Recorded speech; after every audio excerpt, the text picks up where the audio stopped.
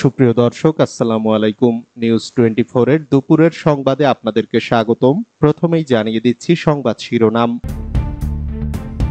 দেশজুড়ে টানা বৃষ্টির সুখবর দিল আবহাওয়া অফিস। বিএনপি নেতা টুকুর মুক্তি দাবিতে কর্মসূচি দিল যুবদল। ফিলিস্তিনকে রাষ্ট্র হিসেবে স্বীকৃতি দিতে সম্মত ইইউ। কক্সবাজারে র্যাবের সঙ্গে গোলাগুলি, যুবক নিহত। ভাইয়ের মনোনয়নপত্র জমার সময় সঙ্গে ছিলেন পুলিশের অতিরিক্ত ডিআইজি। বাংলাদেশ চীন সম্পর্ক কি চীন পাকিস্তানের মতো হচ্ছে, প্রশ্ন ভারতীয় কূটনীতিকের। এতক্ষণ শুনছিলেন সংবাদ শিরোনাম। পুরো খবর পেতে ভিডিওটি শেষ পর্যন্ত দেখুন। সর্বশেষ সংবাদ পেতে চ্যানেলটি সাবস্ক্রাইব করুন।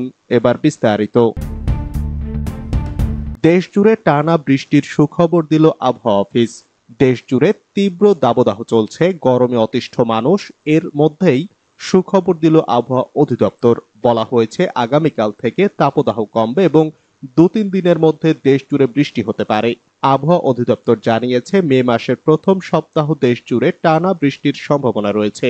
বিশেষ করে সিলেট, চট্টগ্রাম, বরিশাল, ময়মনসিংহ ও ঢাকা বিভাগে এই বৃষ্টির প্রকোপ বেশি থাকবে। সোমবার সংবাদ মাধ্যমকে এর তথ্য জানান আবহাওয়াবিদ আবুল কালাম মল্লিক। তিনি বলেন, গত 76 বছরের রেকর্ড ভেঙেছে এবারের তাপ প্রবাহ।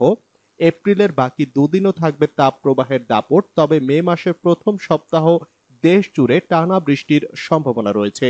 এদিন আবহাওয়ার পূর্বাভাসে বলা হয়েছে চট্টগ্রাম ও সিলেট বিভাগের 2-1 জায়গায় অস্থায়ীভাবে দমকা বা ঝোড়ো হাওয়া সহ বৃষ্টি অথবা বজ্রসহ বৃষ্টি হতে পারে। সেই সঙ্গে কোথাও কোথাও বিক্ষিপ্তভাবে শিলাবৃষ্টি হতে পারে। এছাড়া দেশের অন্যত্র অস্থায়ীভাবে আংশিক মেঘলা আকাশ সহ আবহাওয়া প্রধানত শুষ্ক থাকতে পারে। আবহাওয়াবিদ আবুল কালাম মল্লিকের সই করা পূর্বাভাসে আরো বলা হয়, যশোর ও রাজশাহী অঞ্চলের ওপর দিয়ে অতি তীব্র এবং টাঙ্গাইল, ফরিদপুর, গোপালগঞ্জ, নওগাঁ, পাবনা ও নীলফামারী জেলা সহ খুলনা বিভাগের অবশিষ্টাংশের ওপর দিয়ে তীব্র তাপপ্রবাহ বয়ে যাচ্ছে এ মুহূর্তে। টুকুর মুক্তি দাবিতে কর্মসূচি দিল যুবদল।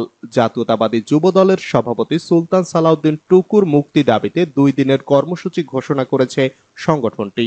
কর্মসূচি অনুযায়ী মঙ্গলবার দেশের সব জেলা ও মহানগরে এবং পরদিন বুধবার দেশের সব উপজেলা ও পৌর শাখায় বিক্ষোভ মিছিল ও সমাবেশ অনুষ্ঠিত হবে। সোমবার যুবদলের সাধারণ সম্পাদক আব্দুল মোনায়েম মুন্না এই কর্মসূচি ঘোষণা করেন।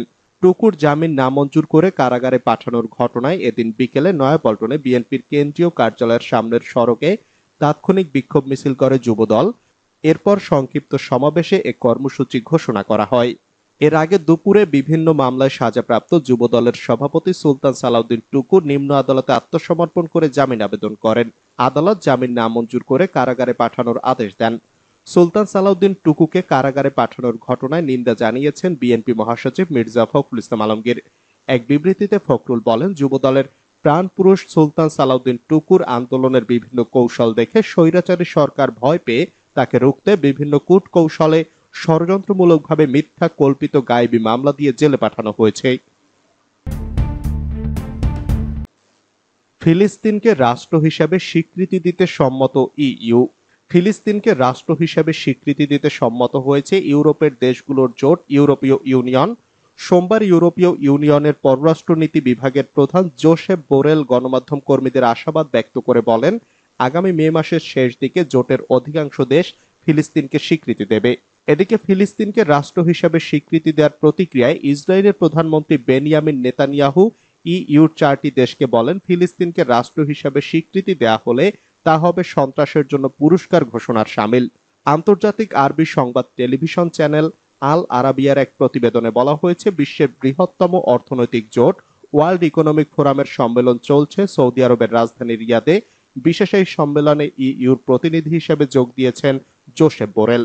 সম্মেলনে গণমাধ্যম কর্মীদের সঙ্গে মতবিনিময়কালে জোসেফ বোরেল বলেন, ফিলিস্তিনকে স্বীকৃতি দেওয়ার জন্য ইইউর সদস্য স্পেন, আয়ারল্যান্ড, মাল্টা ও স্লোভেনিয়া সবচেয়ে এগিয়ে রয়েছে। কক্সবাজারে র্যাবের সঙ্গে গোলাগুলি, যুবক নিহত। কক্সবাজার সদর উপজেলার ভারুয়াখালীতে র্যাবের সাথে দুর্বৃত্তদের গোলাগুলির ঘটনা ঘটেছে। এ সময় গুলিতে নিহত হয়েছেন দুর্বৃত্ত দলের এক সদস্য, আহত হয়েছেন আরো 2 জন। ঘটনাস্থল থেকে দুর্বৃত্ত দলের প্রধান হিসাবে পরিচিত ফরহাদ নামে একজনকে আটক করেছে র্যাব। জব্দ করা হয়েছে বেশ কিছু অস্ত্র।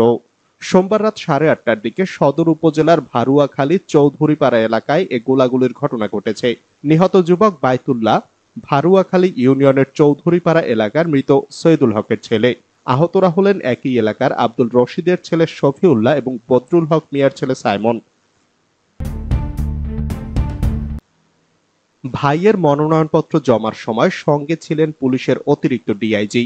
আওয়ামী লীগের কার্যালয়ে গিয়ে ছোট ভাইয়ের দলীয় মনোনয়নপত্র জমা দেওয়ার সময় তার সঙ্গে ছিলেন পুলিশের কর্মকর্তা মোহাম্মদ মনিরুজ্জামান। তিনি পুলিশের অতিরিক্ত উপমহাপরিদর্শক। তার ভাই শৈলকুপা পৌর আওয়ামী লীগের সাধারণ সম্পাদক ওয়াহিদুজ্জামান ঝিনাইদহ 1 আসনে উপনির্বাচনে আওয়ামী লীগের মনোনয়ন প্রত্যাশী। সোমবার রাজধানীর ধানমন্ডিতে আওয়ামী লীগ সভাপতির রাজনৈতিক কার্যালয়ে গিয়ে দলীয় মনোনয়নপত্র জমা দেন ওয়াহিদুজ্জামান। এ সময় পুলিশ কর্মকর্তা মনিরুজ্জামান তার ভাইয়ের সঙ্গে ছিলেন বলে জানা গেছে। খুলনা বরিশাল বিভাগের ট্যুরিস্ট পুলিশের অতিরিক্ত উপমহাপরিদর্শক মোহাম্মদ মনিরুজ্জামান প্রথম আলোকে বলেন, আমার ভাইয়ের সঙ্গে গিয়েছি, অসুবিধা কোথায়? আমি তো আর ইলেকশন করতে যাইনি।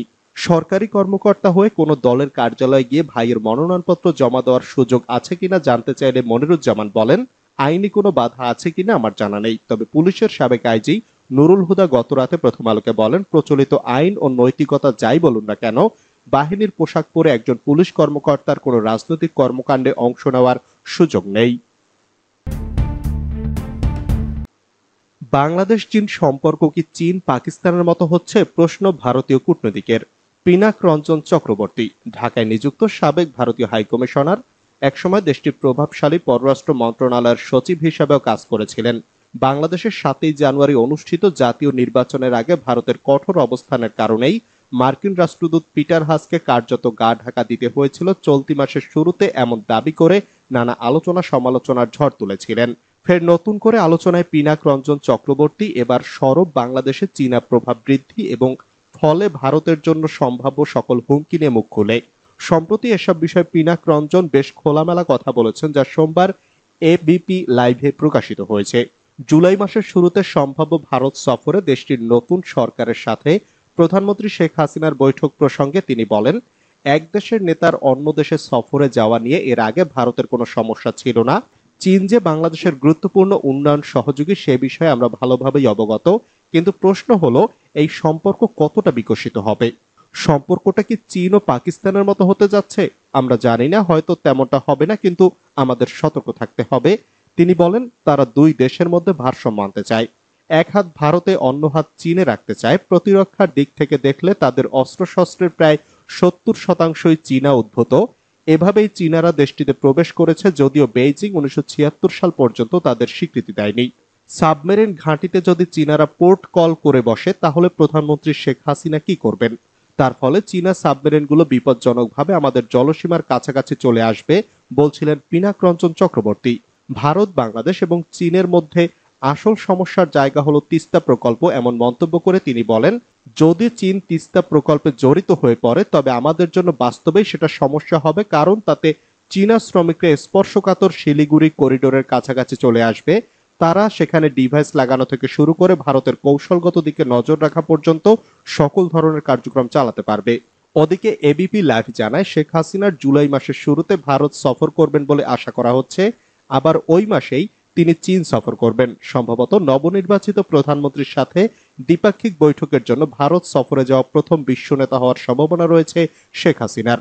ওই সফরে তিনি বাংলাদেশের কৌশলগত ক্ষেত্রে ক্রমবর্ধমান চীনা পদচিহ্ন নিয়েও আলোচনা করবেন বলে আশা করা হচ্ছে। কারণ চীনের সহায়তায় $1.2 বিলিয়ন ব্যয়ে নির্মিত বাংলাদেশের প্রথম সাবমেরিন ঘাঁটি বিএনএস শেখ হাসিনা চট্টগ্রামের কক্সবাজার জেলার পেকুয়ায় গত বছর কমিশন হওয়ার পর থেকে নয়াদিল্লির উদ্বেগ বেড়েছে।